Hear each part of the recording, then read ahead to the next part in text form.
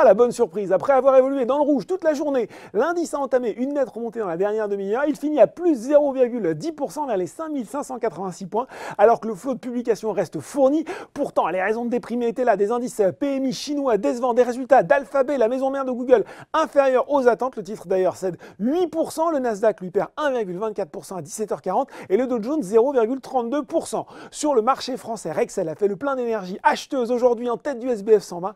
Le distributeur de matériel électrique affiche une croissance comparable de 3,1% au premier trimestre 2019 à 3,3 milliards d'euros. Un bon démarrage qui permet au groupe de confirmer ses objectifs 2019. TF1 a également soigné son image auprès des investisseurs grâce à des chiffres trimestriels bien meilleurs qu'attendus, marqués par une progression du chiffre d'affaires publicitaire de 7,1%, une baisse des coûts des programmes de 3,4% et une marge opérationnelle qui passe de 7,8 à 11,4% en un an. Encore des résultats trimestriels bien accueillis et des objectifs annuels confirmés pour SPIE cette fois. Le spécialiste de l'ingénierie électrique a dévoilé une croissance à taux de change constant de 4,1% à 1,5 milliard d'euros sur les 3 premiers mois de l'année.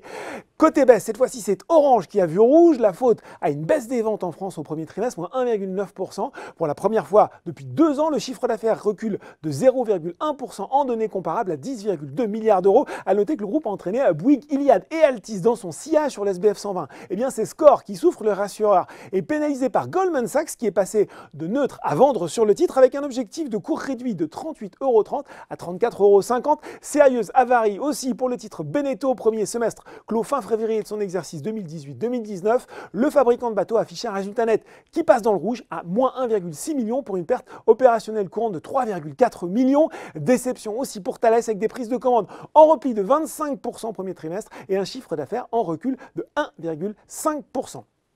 Voilà, c'est tout pour ce soir. Pas de débrief bourse, on se retrouve jeudi. D'ici là, n'oubliez pas tout le reste de l'actu éco et finance et sur Boursorama.